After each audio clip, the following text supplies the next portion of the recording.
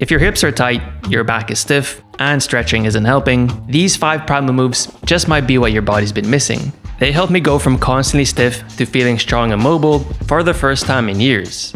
And honestly, I really wish I would have found them sooner. Move number 1 is the Beast Hold, and while it looks simple, it's one of the most powerful moves you can do to reclaim your body. Because if you look at how humans were actually evolved to move, we crawled, squatted, climbed, and walked for miles almost every single day. But now, most of that natural movement has just vanished. And that's precisely the reason why the Beast Hold is such an important move. It flips the switch back on and reactivates those deep stabilizers your body desperately needs. So start on all fours, hands under shoulders, knees under hips. From here, push the ground away and lift your knees just an inch or 2 off the ground. Lock in a strong, flat back, then try holding for 30 seconds. Over time, a good goal would be to try to aim for 1-minute holds. When you feel stable here, you can always add shoulder taps, slow and controlled. This is going to fire up that core and bulletproof those shoulders. So once we've reconnected with our core with the Beast Hold, it's time to do something most people will never do, even though your body desperately needs it. Next up is the kick through, and this one solves a huge issue that's silently making people stiff, tight, and off without even them realizing it. You see, when you think about it, the way we move in modern life is extremely linear. We walk in straight lines, we sit straight, we lift weights straight up and down. Everything is very rigid, even robotic sometimes. But your body, it was built to rotate, especially through the spine. And when you stop rotating regularly, it's like letting a joint rust. And that's why the kick through is such a great move. It restores natural spinal rotation while training something most exercises completely miss: cross-body control. Think of it like rebooting the connection between your shoulders, spine, and hips, so your body moves as one fluid, pain-free unit. So start in a strong beast position, then lift your hand and kick your opposite leg across your body. You'll quickly find this position requires constant core activation, because if you don't, the movement will look something like this. A good place to start is with 60-second sequences, repeated for 2 sets, then gradually increasing when you feel ready. Now, if you're not quite sure if you can do this yet, I recommend starting with the under switch. It's a similar pattern with less range, but will still provide a great challenge. So from the Beast Hold, just rotate your leg under and lift your opposite arm. If needed, you can even pause halfway through, or then just rotate fully and then switch sides. Even just holding the transition for a few seconds helps build strength, control, and you'll get most of the benefits from this exercise. Alright, so the next one is one of my personal favorites, and out of all the moves, this one has given me by far the biggest returns. You see, there used to be a time when deep squats were considered dangerous, especially for your knees. You'd hear things like, don't go past 90 degrees, or you'll blow out your joints. A quick look at the research, or even just how the rest of the world moves, tells a different story. Because if you look at most of Asia, they sit in deep squat positions for hours, and their knees are doing just fine. And plus, logically, if you think about it, if your body has the ability to move into a deep squat naturally, it's probably a smart idea to keep using it. But here in the West, almost everything we do puts our bodies in a locked, passive position. And a movement that was once second nature starts to feel quite impossible.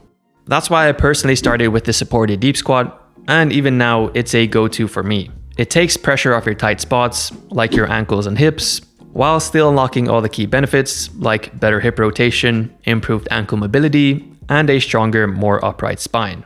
So drop down into a deep squat and support yourself with your hands.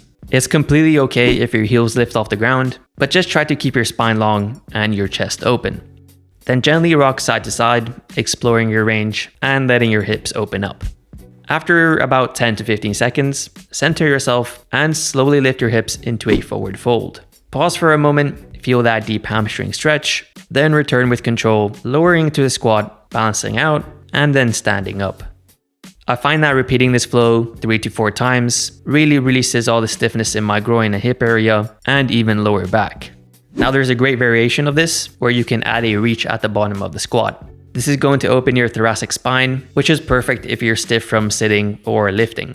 Personally, if my hamstrings are tight, I stick with the fold, but if my back's locked up that day, that rotation makes a huge difference for me. Now this next one might feel a bit ridiculous at first, but it's one of the most powerful moves you can do for your entire body. And the fact that most adults can't or just don't do it is a huge red flag. You see, crawling taps into your body's most primal patterns, the ones we all mastered before we learned how to walk. But after years of sitting, poor posture, and isolated training, most people lose that connection completely. Now, crawling brings all of this back. It fires up your deep stabilizers, strengthens your shoulder blades, and reconnects your hips and core. And honestly, I do quite a bit of shoulder work at the gym, but I've yet to find something that bulletproofs my shoulders more than crawling does. So start in a strong beast hold position and begin crawling forward with small controlled steps. Move opposite hand and foot together and keep your back flat, core braced, and shoulders packed tight. A good place to start is with a 40-second set and then trying to work up to 1-minute crawls. The key here is to go slow and really feel your limbs and spine sinking together. Now, if you're one of those people who struggles with hamstring stiffness, you'll want to try the bear crawl variation. Just straighten your legs and arms and brace your core like a plank in motion. This variation hits your hamstrings and upper back hard while teaching full body tension and posture under load. However, if you want to level this up even further, the lizard crawl is the move to try. You'll stay low to the ground, move with control, and feel every inch of your body working. It does a fantastic job at opening your hips, stretching your spine, and building real-world strength through your core and obliques. Crawling like this will humble even the strongest folks, but the rewards are massive. Alright, the final move just might be the most important move of this entire routine. You see, your hips are the control center of your entire body. They're designed to rotate both internally and externally to absorb force, transfer power, and give you freedom of movement. But when they can't move with that freedom, other muscles need to start taking over. And that's why weak and immobile hips are the #1 cause behind so many knee issues and back problems. And these are just some of the reasons why the 90-90 hip flow is such a great move. So sit on the ground with your legs in a 90-90 position. Move very slowly through the transition, keeping your chest tall and spine long. Once you've arrived in that new position, press through your glutes to lift your hips up. You can use your hands a bit for support, and then pause at the top, lowering yourself back down slowly and switching sides with control. Start with 6 reps per side, really emphasizing control over speed. This is because your hips can be quite sensitive, so quality matters over quantity here. So let's quickly bring all of this together. Beast holds teach your core to brace and stabilize in a real-world functional position. Kick-throughs bring back rotation and coordination, 2 things we lose from sailing all day. The deep squat flow reconnects your ankles, knees, and hips. Crawling retrains your natural gait pattern. And the 90-90 hip flow, that's your reset button for your hips, the command center for posture, balance, and low back relief.